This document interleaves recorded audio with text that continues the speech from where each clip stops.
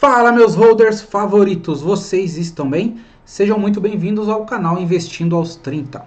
Nesse vídeo eu quero dar meu pitaco aí sobre a questão da taxação sobre os dividendos, né? Imposto sobre os dividendos, mencionado pelo ministro Paulo Guedes, né? E algumas pessoas já estão desesperadas, estão querendo tirar dinheiro do Brasil. Eu vi vários influenciadores dando seu pitaco sobre o tema. Eu quero trazer a minha opinião aqui também, com alguns dados tanto técnicos quanto a opinião pessoal, mas sem o lado político, tá? Vou tentar ser o mais neutro possível aqui, sem partido A, B ou C, esquerda, direita, centro, porque vocês me conhecem, eu não gosto nem de tocar nesse assunto política, porque ela mexe com os ânimos das pessoas. E investimento para mim não é emocional, o investimento para mim é sempre do lado racional. Já pedi para você deixar aquele like maroto, se inscrever no canal se ainda não for inscrito, e comentar o que você acha dessa taxação de dividendos. Você concorda, você discorda? Primeiro, eu já quero mencionar que não temos uma noção real, ainda é um cenário de incerteza do que de fato vai acontecer. Normalmente o governo apresenta uma proposta e lá no meio do Senado, no meio do Congresso, a proposta é fatiada, e esse fato de fatiar a proposta me preocupa, porque às vezes apresenta até algo legal, algo bacana, que possa vir a ser bom para as empresas, ou até mesmo bom para o investidor, mas a gente sabe como funciona o âmbito político ali, né? Aí começa aquelas eternas discussões, aí você, mas você não está pensando no pobre, não sei o quê, e quando você vai ver, fatiam, façam a votação de uma forma, e deveria ser de outra, deveria fazer em conjunto, e então vira aquela salada mista, vira aquela bagunça, e quando você vai ver, sai um monstro. E a reforma da Previdência foi um bom exemplo disso, né? Tinha uma proposta com um valor de economia, né, que era o necessário, e quando foi homologada, de fato, ela tinha sido já reduzida ali, uma bela redução. Não lembro exatamente os números, mas eu sei que houve uma bela redução aí da economia que o governo pretendia com a reforma da Previdência. Isso pode acontecer também na reforma tributária. Mas vamos primeiro entender como funciona hoje, né? Então, esse aqui é uma DRE, que é o demonstrativo de resultado do exercício. Então, a gente vê lá a receita de vendas, vai deduzindo impostos. Então, aqui a dedução de impostos é sobre a venda, né? Normalmente isso aqui é tributos para estados e municípios. Aí você tem a receita líquida, custo, vem a margem bruta, resultado operacional, né, com o EBITDA. Você tira a depreciação, você pode ter um ganho aqui em outras receitas, que no caso é receita financeira, e você também tira as despesas. Você vai ter o resultado operacional. Desse resultado operacional, aí vem 34%, isso aqui em empresas de capital aberto, né? Obviamente há um escalonamento aí de acordo com o porte da natureza jurídica da empresa, então ME é um tipo, MEI é outro, EIRELI é outro, mas empresas de SA de capital aberto, o governo come 34% aí de imposto. E o que remunera o acionista? É o lucro líquido, é o resultado líquido aqui. E esse resultado líquido, esse lucro líquido, ele já é, né, abatido 34%. Então ele já tem uma tributação. Se você, como pessoa física, recebe e tem que pagar, sei lá, 15%, você está sendo bitributado de certa forma. Eu vejo pessoas que falam que não, que isso não seria uma bitributação. Não sou advogado, não sou especialista contábil, mas o fato gerador para mim é o mesmo. O fato gerador aqui é o resultado, é o lucro líquido. Então, eu entendo que é uma bitributação, mas os mais especialistas podem deixar nos comentários aí se enxerga que não é uma bitributação. Mas enfim, sendo uma bitributação ou não, o Congresso quiser mudar isso, ele muda facilmente. E não é, e faz, a gente fica aí a ver navios. Mas, enfim, vamos entender um pouco então a situação da carga tributária no Brasil, que hoje o capital produtivo do Brasil, ele já sofre uma das maiores cargas tributárias do mundo, né? Então, se você pegar lá o Brasil, se eu não me engano, né, pegar os indicadores da OCDE, o Brasil está lá entre os últimos a nível de carga tributária. E o problema não é só o fato de ter uma carga tributária alta, é que esse retorno não é dado às pessoas, não é dado às empresas, o retorno não é dado à sociedade, né? Então, se você tivesse... Os Estados Unidos tem uma carga tributária, de certa forma, até alta, apesar que o Trump ele mudou isso, e não é aqui defendendo o Donald Trump, pelo amor de Deus, entenda que eu não estou sendo político, mas ele fez uma coisa que, de certa forma, foi inteligente. Ele reduziu a carga tributária das empresas, isso gerou muito mais empregos, fez a economia americana crescer mais ainda do que já é gigante. E aqui no Brasil a gente faz o contrário, a gente aumenta a carga tributária de quem produz. Mas por que nós aumentamos a carga tributária no Brasil? Porque o governo tem uma dívida pública gigante, né? Uma boa parte do PIB hoje, ele é simplesmente para pagar a dívida pública do Brasil. Então, assim, se a gente pegar esse gráfico aqui que eu peguei do próprio IBGE, que infelizmente está só até 2019, mas dá para ter uma boa noção, a gente vai ver uma retração no consumo da família. E uma retração grande. Em compensação, a retração do consumo da administração pública é baixo. Quase, ó, ele, de certa forma, teve uma retração, mas bem tímida, né? Não uma retração suficiente. O que eu quero dizer com isso? Ora, você vai aumentar mais ainda a carga tributária. Se a ideia for reduzir a carga tributária da empresa e aumentar a da pessoa física, também não sei se é a melhor solução enquanto você não cortar na carne. Né? Enquanto você não diminuir a máquina pública, a máquina pública for esse tamanho e tiver essa capacidade de consumir a produção do Brasil, não tem jeito, né? Então a dívida pública aumenta, o PIB não aumenta, não cresce no mesmo ritmo da dívida, né? Então fica bem complicado. Então acho que os políticos tinham que dar uma visão pra gente, assim, olha, nós vamos, de certa forma, nós precisamos controlar a dívida pública, mas ao mesmo tempo nós precisamos fazer as empresas terem mais lucro para gerar mais empregos, para fazer o consumo das famílias crescer, né? Enquanto o consumo do governo diminui, e para o consumo do governo diminuir, para o consumo da família diminuir, aumentar, eu preciso cortar tributos da empresa, cortar tributos da pessoa física, gerar mais empregos e ao mesmo tempo eu preciso diminuir o custo da máquina pública, que é altíssimo, né? Então, principalmente comparado a outros países aí. Então, nós vimos aqui que o Brasil tem uma das maiores cargas tributárias do mundo. Eu vi um gráfico da OCDE também, o Brasil faz parte da OCDE, e o Brasil está ali, assim, enorme, né? A carga tributária do Brasil comparada a outros países desenvolvidos e até países em desenvolvimento também.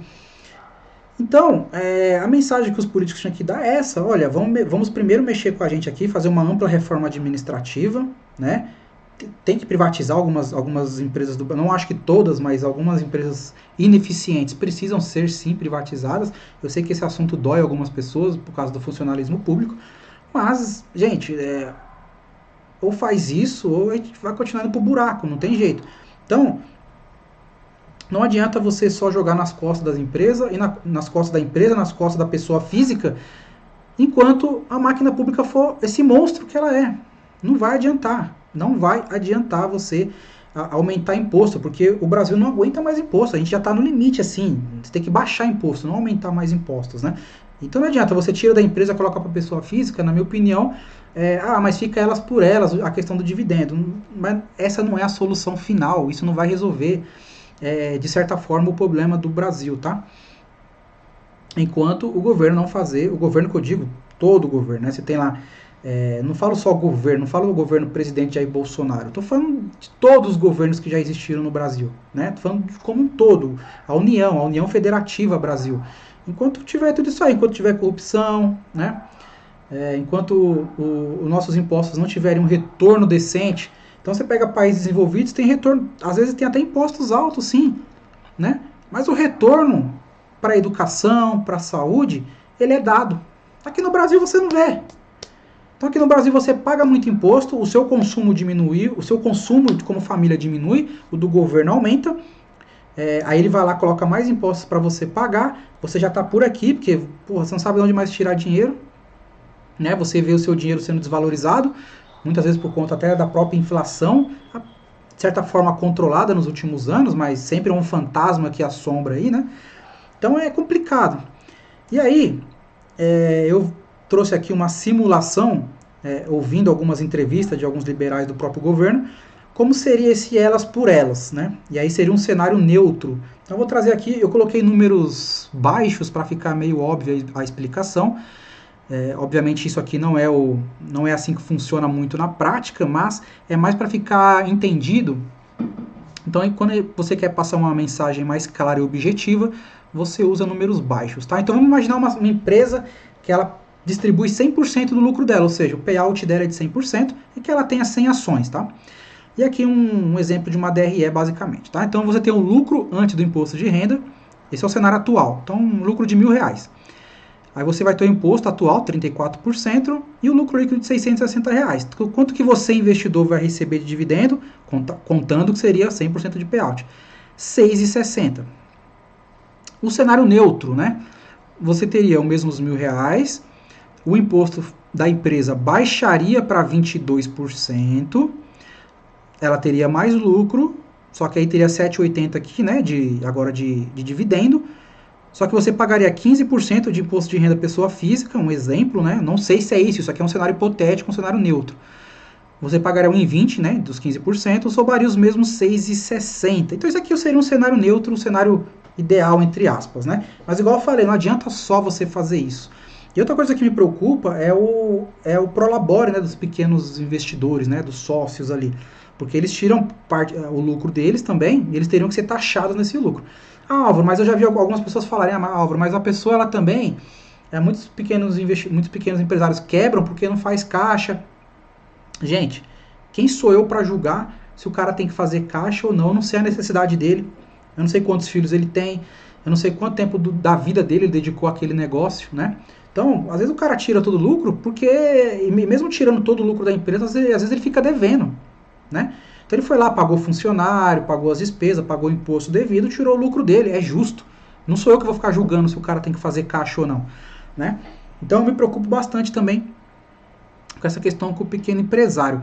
Eu vi uma entrevista, alguma matéria em algum grupo aí, que a ideia do governo não seria taxar o mercado de capitais, ou seja, essa taxação de dividendos ela seria só para empresas, não seria para fundos imobiliários nem ações. Eu vou deixar o link aí na descrição dessa matéria, porque eu não lembro detalhes, né? Mas é alguém ligado ao governo e falou que a ideia, pelo menos pensada inicialmente, seria taxar o lucro dos sócios, tá? Dos sócios, não o lucro de empresas com capital aberto. Bom, eu não acredito que isso passe no Senado, tá? É aí que eu falei a questão de ser do Senado, não, perdão, do Congresso, né? Da Câmara e depois do Senado, que tem que também concordar com isso.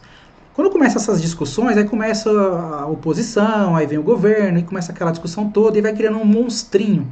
Então, por melhor projeto, por melhor, sei lá, que o governo tente apresentar, isso aí vai ser mudado, igual a reforma da Previdência. E aí que eu tenho o receio, tenho medo. Então, taxar dividendos, você pode fazer as pessoas terem uma fuga de capital aqui da Bolsa do Brasil, porque a relação risco-retorno, principalmente de estrangeiros, talvez não compense tanto, mesmo nesse cenário neutro aqui, tá? Agora você imagina que o cenário não fosse neutro, você imagina que ele tira, que ao invés de 34% da empresa, ele mantenha a empresa e mantenha também do imposto de renda da pessoa física. Aí fica inviável investir, fica muito complicado. E eu não duvido que isso aconteça, porque não dá para confiar nos políticos, é simplesmente isso. Não dá para confiar. Você não sabe o que vai sair, é um cenário totalmente de incerteza. Por outro lado, eu também não sofro por antecedência, né? Então tem uma frase do estoicismo do Sêneca que ele fala: o homem que sofre antes do necessário sofre mais que o necessário. Porque eu tô vendo pessoas já falando, já vou tirar meu dinheiro aqui, vou investir só na bolsa norte-americana, bibibi, babá. Calma também, né? Calma, vamos acompanhar. Temos que fazer nossa parte como sociedade, temos que se cobrar, cobrar os políticos, porque, né, a parte do cidadão é essa, é votar e cobrar, não tem jeito, né? Infelizmente nós fazemos parte desse tipo de processo. E torcer para que seja, de fato, um fato gerador importante para as empresas. É necessário baixar a carga tributária das empresas, isso é fato. Então você tem que, primeiro, diminuir a máquina pública, depois baixar a carga tributária das empresas para que haja uma geração de emprego. Então tem que ter essa equalização, senão não adianta. Se você fazer só um e não fazer o outro, o problema nunca vai ser resolvido, né? Então vamos supor que o governo te corte na carne também, mas ao mesmo tempo não baixe a carga tributária das empresas, não vai adiantar. Ou se ele só cortar a carga tributária nas empresas e não cortar na própria carne também, e não fazer uma reforma administrativa, também não vai adiantar. Elas têm que andar em paralelo, só que elas não andam em paralelo, né? Então às vezes você vota uma reforma tributária, esse aqui é só um ponto da reforma tributária, tem outros pontos, né? É que esse aqui é o ponto que afeta o investidor como um todo, né? Aquele cara que recebe dividendos, que gosta de receber dividendos. Então, você pode ter empresas... mas tem empresas que não pagam dividendos, então essas empresas seria até bom, de fato. Se você reduz a carga tributária de 34%, sei lá, para 15% numa empresa, ela vai ter mais lucro, vai poder investir mais nela e talvez acaba tendo o efeito que tem muito no mercado norte-americano, tem muito lá fora, que é a recompra de ações, né? Então, bonificação e recompra de ações. Isso é um efeito positivo, né? Quando tem recompra de ações, ficam menos ações em circulação e você como sócio acaba tendo um aumento aí de capital, um aumento de valorização. Normalmente isso vem acontecer, não é regra, né? Mas normalmente, olhando o cenário norte-americano, isso costuma acontecer. Então é bom sim você reduzir a carga tributária da empresa, mas não jogar no lombo do investidor também. No cenário neutro, até daria para aceitar. A questão é, eu não acho que será o cenário neutro. Eu não acho, não dá para confiar. Enfim. Então é isso que eu penso, tá? Eu acho que é um cenário de incerteza, não temos os números e a ideia central em mão para poder dar um palpite melhor. Então, quando tiver tudo certinho, eu venho, faço um outro vídeo do que de fato eu acho. Eu quis fazer esse vídeo, não pegar o calor da emoção, quis fazer esse vídeo mais agora, nesse momento, depois que todo mundo já falou, já deu seus palpites, já comunicou, quis fazer o meu. E eu espero que você reflita e comente aí o que você acha.